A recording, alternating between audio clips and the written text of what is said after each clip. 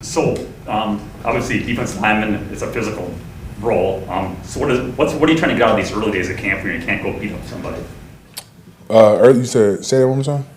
Obviously, you play a physical position. So what do you get out of these early days of camp when you can't go beat up somebody on offense? Really just trying to stay sharp on my technique, stay healthy, and just trying to get in shape. Get my body conditioned for a long season. It's gonna be a longer season than usual with a lot of stuff going on. So that's the main thing for me is staying healthy, staying sharp, starting fast in camp, and just trying to hit the ground running with everything. Is there anything new to you in this defense, Kenny, like anything you're being asked to do that maybe you haven't had to do before? Not really. Not really as far as like with the scheme and everything. Just with different guys that's out and stuff. I'm moving around, but that's up to the coaches to do all that kind of stuff. So I'm just picking my spots or wherever I want to do. But I'm not doing nothing like out of the ordinary with what I'm doing. It's your third year with this kind of same 4-4 group of guys between you, Tyler, Dean, and Kingley. What is it kind of like to get back together with this group? How much cohesion do you guys have, and how much easier does that make it to learn the defense? Man, it makes it great. It's just we all got chemistry together. We know how we rush. We know how we play the run.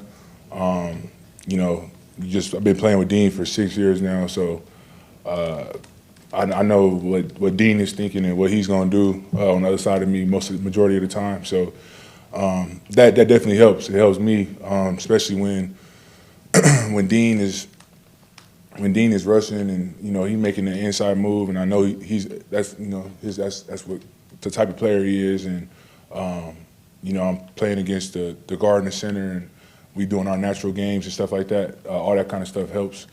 Just knowing the type of player he is, and then me and Kiki, and when Kiki comes back, Tyler, you still got to just keep like developing our chemistry and all that kind of stuff, but still got a good feel how they play too. So I mean, it's good to have all those guys and have all of them, all of us playing together. Hey, Adrian was in here yesterday. He was talking about how among you guys on defense, one of the conversations is we want to play the first 8 games the way we played the last 8 games last year. Mm-hmm. And he said that he felt like you guys finished strong. How hard is that to do in a new scheme to try and carry stuff over? Or is there just so much similarity that you really don't even feel like you're in a new scheme? You know what I mean? It's definitely a new scheme, but I think the thing that helps is like all of our coaches, most of our coaches are still here. So as far as like terminology, or whether it was something from last year that we used to call something last year that we call it now, you know what I'm saying? Like it's easy, it's way easier to learn. I love the scheme and love the positions coaches putting us in, and then just with the guys that we got, a lot of us played a lot of ball together throughout the year. So that makes it a lot much easier too. So I'd love to see you covering MVS, given how much fun you guys are having on social media. I was happy, yeah. But that's not your area. Yeah. Is it fair to say that maybe the most adjustment is from those guys in the back end, and that you guys in the front don't have a ton more different things to deal with, or is that not accurate? Yeah, I would say the front stuff. I mean, once you learn the fronts and like the terminology of the front, now it's all about learning like the blitzes, the stunts, and all that kind of stuff. But depending on whatever game, like right now, it's so much stuff going in, and we trying to learn like quickly before this first preseason game. So we got a lot of stuff coming in, but stuff simplifies and gets a lot easier once we get into season. So right now it's just trying to learn everything on the run and all that. But we had a great OTAs and all that kind of stuff all season, and everybody's pretty much locked in on what we need to do. Kenny, what would happen if you wind up outside across from MVS? Man, I'm probably gonna get a holding call. So, I'm choking them out. Right at the start of it. That's my MVS, man. It's been going on for a whole year now. Yeah, so it's something Coach LaFleur. I blame it on Coach LaFleur though, because he put MVS like right next to me. And y'all know me, I don't be talking much, and I chill. But MVS, he just talk all day, so we just pick fun at each other. Is he just jealous of your new teeth? Probably, but he got some new teeth too, so I don't know. He probably might look better than his though, so yeah, he probably jealous. Hey, Kenny. Well, first off, sympathies to your phone. Sorry to hear about the screen or whatever happened there. Oh yeah, I missed. Yeah, that was. I haven't been using my case, so There you go. yes, I just be living life, just doing dumb stuff. So. Jason had a good question earlier with Robert mentioning how different, this year is now. Robert even mentioned just seeing guys' smiles again around the building. I'm just curious what the return has been like for you now. It's not normal by any means yet, but just how that's been being back in the building. Oh, it's cool. Yeah, man, anytime when we away from each other and, I think just with the relationships that everybody built, since Coach LaFleur's been here, we've been a lot like tighter team, since he's been here. So just seeing the guys again, being off so long, and then all the Zoom meetings and stuff like that, you don't get a chance to really sit around and see guys in person. Anytime you get a chance to see each other, it's all love. So it's just a good feeling around the building, good energy. It's always good to see the guys. Kenny, you mentioned moving around before. You hoping to get more one-on-one opportunities? I mean, teams in the past have really kind of concentrated, obviously, for obvious reasons, on doubling you, shifting towards you. You hoping to get some more one-on-ones? Yeah. Man, anytime, I'm one-on-one, I'm expected to win, and I expect that of myself. My coaches expected that of me. Just me at the point of attack, just my power. When I do switch it up and do more finesse stuff, it's hard to block me one-on-one. I feel like just in run game, pass game, or whatever. So, any time we can get me one-on-one and all that kind of stuff, or the offense choose to leave me one-on-one with somebody, it's a win for us. If I'm not mistaken, when you signed your deal, it made you the highest paid nose tackle in the league. How important is that? Maybe even not from a dollars and cents, but just from a, hey, this is what I'm worth, and I should be. Is there a lot of pride that's taken in? Oh yeah. It's a lot of pride in that. You just you get paid, and they recognize you for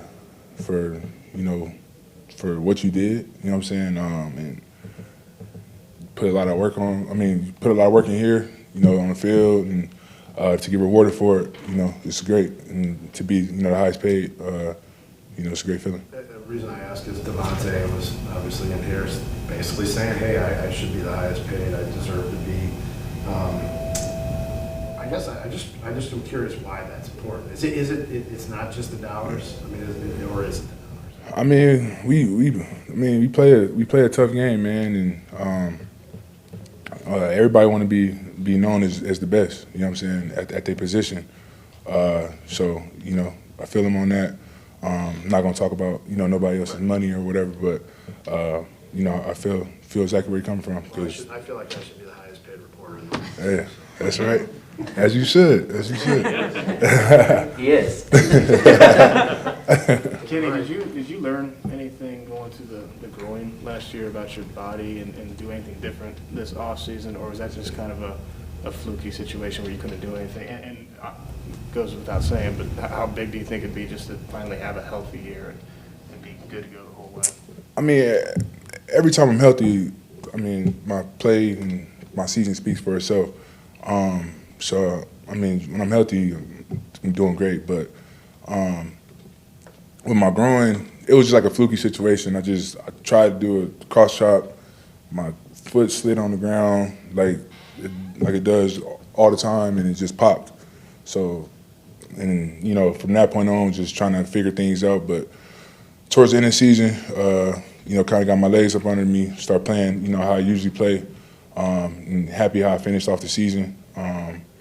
And kind of feel like that's somewhat of a trend for me to, I'll be playing good throughout the season, but towards the end of the season, I really just start turning it on for some reason. But I don't know why that is what it is, but that's just it. But it was just a fluky situation, and I feel like as long as I'm healthy, whoever is across from me is gonna get my best every play. So, and I got a lot of confidence in myself, and how I play the game and the style I play, and just how I play. So, my main focus is just getting better, working on all the stuff I need to work on, stay sharp in my techniques, and play with that aggressive mindset, play with that fire, and just staying healthy. Because when I'm healthy, my play, my seasons, all that speaks for itself. Kenny, like you said, Couple more for the room, and then we got to go to Zoom. with Kiki out, you're getting some new look at guys around you. Do you like to coach guys up? What are you looking for around you this season? I'm talking to most of the guys. Dean and Tyler, they know so much and they played a lot of ball. So most of the stuff I'm talking to with them is just more like how would you act? How would you do something in this situation or whatever? I'm talking to TJ and all those guys. Even still a little bit with Kiki, just trying to teach Kiki, his ability. He has a lot of quick twist to him, and he can move good. Just trying to, get him to start incorporating some more, power moves and stuff like that, so he could get more people off their spot. And then with TJ, just trying to just help him sharpen his tools with his technique and just get him along because we're gonna need him this year. We're going up against a rookie center or a rookie interior lineman. What are some things that you look to take advantage of, and how can players like that, play kind of beyond their years or beyond their experience and kind of show you that, they're worth their salt? The thing about rookies, they communicate a lot. So on the field, it's going to be a lot. You're going to hear a lot of stuff. So I would say, you're going to hear most of the communication from the offense, and really just they trying to learn how to block and how to play NFL football and what it takes. So me is just trying to I'm trying to get myself better and stuff, but I'm also trying to get the guy across from me better. And he's been they've been all doing a really good job, and they're learning and communicating and making us work. So just love battling with those guys, and when the pads come on, it's gonna be exciting to see where those guys are at. All right, we will now go to Sarah and take a couple questions from Zoom. All right, we just have two in here. Kyle from WFRB. Hey, Kenny. Just wondering, what was this offseason like for you? A lot of talk around the Packers, but maybe something you personally, maybe some goals set for this year as you enter year number 6. I saw you even did a new football camp, so that had to be cool to get back. Yeah, had a lot of stuff going on. I had my baby, had bought my house, had the youth camp going on, so it was a real busy off season for me. What else? And really, as far as just football wise, just was in the gym. I didn't really take that much time off just because with my growing and everything. Just trying to just keep that under control. So I've been trying to focus on that type of stuff. I always do yoga, but did a lot more yoga this year. Did a little Pilates this year. So trying to strengthen up my muscles and do all that kind of stuff. And last one, Lily's out. Hey Kenny, got a quick two-parter for you. First of all, Joe Barry's been described as upbeat, energetic. What has it been like working or learning from a guy like him in the locker room, in team meetings, and has that energy translated for you guys in person? Oh yeah, Coach is always turned up, man. He's in the locker room, in the meeting rooms. All of his meetings are just high energy. So yeah, with that guy. That's kind of crazy, but yeah, with him, yeah, with Coach, man, you let us see that from him, and it's just a new voice, new energy in there, and that's our DC man, and excited to have him.